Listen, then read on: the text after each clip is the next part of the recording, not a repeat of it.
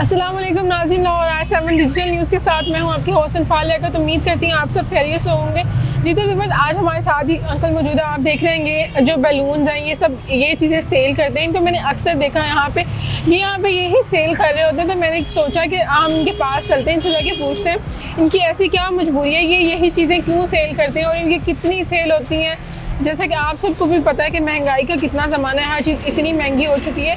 तो क्या जो ये चीज़ें जितने भी पैसे वो ये सेल करके कमाते हैं, क्या इनकी रोज़ी रोटी हर चीज़ पूरी हो रही? तो मैंने सोचा आज मैं इनका इंटरव्यू करती हूँ, मैं इनसे पूछती हूँ क्या सब हालात ठीक चल रहे हैं। जी अस्सलाम वालेकुम। वालेकुम सलाम जी। आप मुझे सबसे पहले ये बताएं कि आपके कितने बच्चे हैं? बच्चे हैं मेरे जी 5 बेटियां हैं और 3 बेटे हैं। अच्छा, 5 बेटियाँ और 3 बेटे हैं। जो आपकी बेटियाँ हैं वो बड़ी हैं या छोटी हैं? बड़ी हैं, शादीशुदा हैं। पाँचों की पाँचों शादीशुदा हैं? जी हाँ। और जो आपके बेटे हैं वो क्या करते हैं?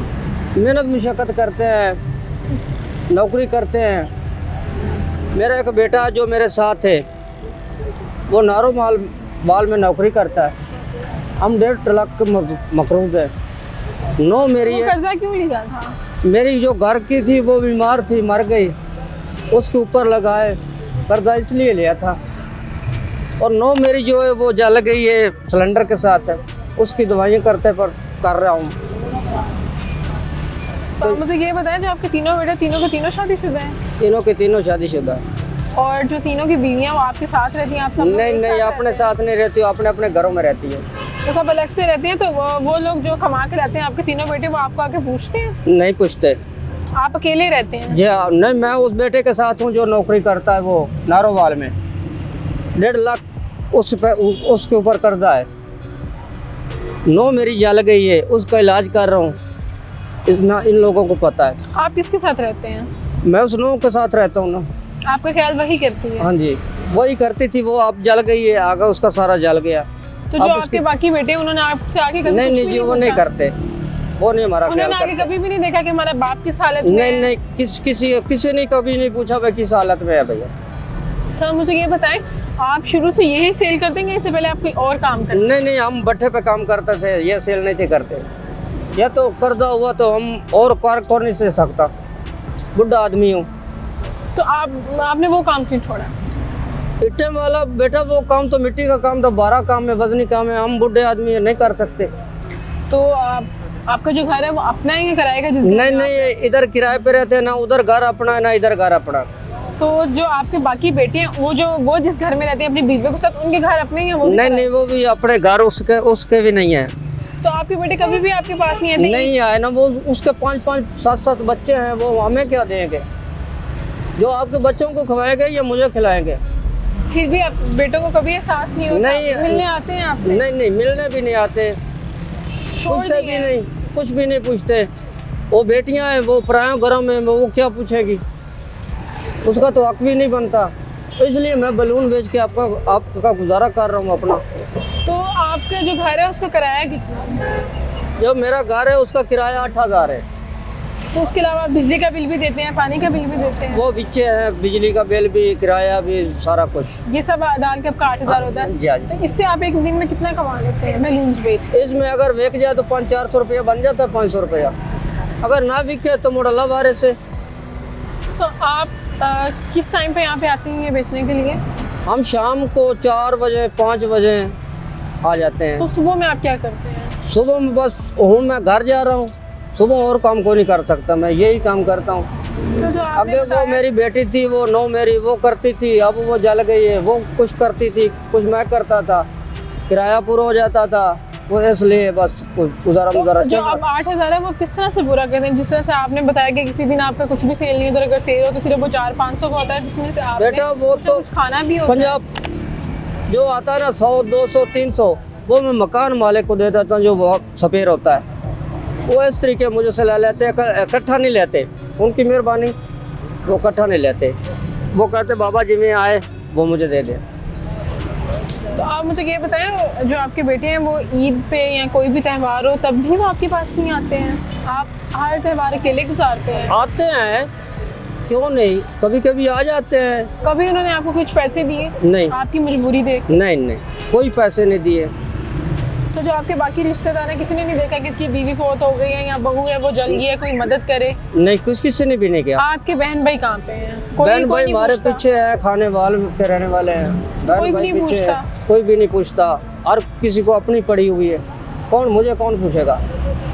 तो आप मुझे ये चीज़ बताएं, आप दिन में कितने टाइम का खाना खाते हैं? दिन में 3 टाइम का तो खाना खाता हूँ। अब मैं ले जा रहा हूँ, इधर होटल वाले देते हैं। वो लोग खुद से देते हैं? हाँ जी, वो देते हैं अल्लाह वास्ते मुझे खाना, वो ले जाता हूँ। अगले टाइम भी वही खाता हूँ, रात को वही खाएंगे। जो आप खाना लेके जाते हैं आपकी बहू भी वही खाती है? वही खाती है। सिर्फ एक ही बेटा जो आपके साथ रहता है आपका ख्याल? हाँ जी, वो ख्याल रखता है, वो नौकरी में नारोवाल। अच्छा, उसकी कितनी तनख्वाह है? उसकी है जी 10,000 रुपये तनख्वाह है। 10,000 में क्या बनेगा, 1.5 लाख कर्जा। और वो खुद भी वहाँ पे रहता है, उसने खुद भी खाना पीना आपको भी भेजना, तो ये सारा गुजारा किस तरह से हो रहा है? बस जी अल्लाह वारे से कर रहे हैं ना, अल्लाह वारे से। जो अल्लाह मालिक होता है, जिसका कोई भी नहीं होता तो उसका अल्लाह मालिक होता है। तो आप मुझे ये बताएं, आपने कितनी देर से वो जो आप भट्टे पे काम करते थे वो काम छोड़ के आपने ये काम शुरू किया है? वहाँ जो करता था ना मैं ईंटें वाला काम, वहाँ मैं कमा लेता था 800 900 एक दिन का? एक दिन का। जब मेरा काम, तबीयत मेरी काम करती थी। अब तो काम ही नहीं करती, अब मैं क्या कमाऊँगा। तो कभी किसी ने आपकी मदद नहीं की? आप जब यहाँ पे आते हैं वैसे कोई मदद नहीं, बगैर चीज़ नहीं? किसी ने मदद नहीं की, किसी ने पूछा ही नहीं आज तक। भाई तुम्हारी बीवी फौत होगी, वो बीमार थी, आपके ऊपर कर्जा है, आपका घर नहीं है। ये चीज़ आपके किसी रिश्तेदार ने भी कभी नहीं आपसे पूछी? नहीं, किसी ने पूछी। तो आप तब कितना कर्जा अभी तक आपने दे दिया हुआ जिससे कर्जा लिया था? जब मेरी बीवी बीमार हुई थी मैंने कर्जा तो लिया था 1.5 लाख, तो वही तो फिर रहा है जो 1.5 लाख है। वो कर्जा किससे लिया? 1,40,000 वहाँ जाट रहते हैं नारोवाल में, 1,40,000 रुपया, वही 1,40,000 है ना, हम उतार सके उन्होंने ना वो उतरे। कर्जा आपको माफ करने के बाद नहीं की? हालात सारे आपके भी उनके सामने हैं कि आपके पास अपना घर भी है। देखो जो जिम्मेदार लोग हैं, हम उसके साथ क्या करें उनको। भाई उनको पता भी, उनको मरीज पर लगे हैं, वो ना माफ़ करें तो हम क्या करें। तो आप जब रात को यहाँ से जाते हैं, आप अपनी बहू के लिए आप खाना भी खुद लेके जाते हैं, उनका इलाज करवा रहे हैं आप? जी हाँ, इलाज करवा रहा हूँ। अभी दवाई लेनी है जाके।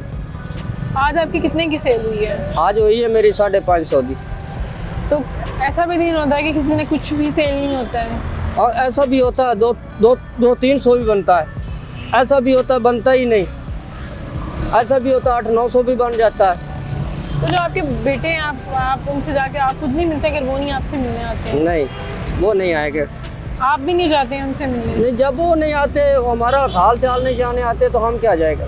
जी नाज़रीन, आपके सामने मैंने इनसे सारी बातें पूछी। उन्होंने बताया कि जो उनके बेटे हैं वो भी उनका ख्याल नहीं करते हैं। जो बेटियां हैं वो भी तमाम बेटियां शादीशुदा हैं। उनके जो बेटे उन्होंने कभी आके इनको पूछा भी नहीं है। तो ऐसे लोगों को, जितने भी हमारे इस मुल्क में पाकिस्तान में NGOs हैं, जितने भी फाउंटेन हाउस जो सब कुछ बना हुआ है, उनको ऐसे लोगों का ख्याल करना चाहिए। ऐसे लोगों से ज़रूर रब्ता करना चाहिए।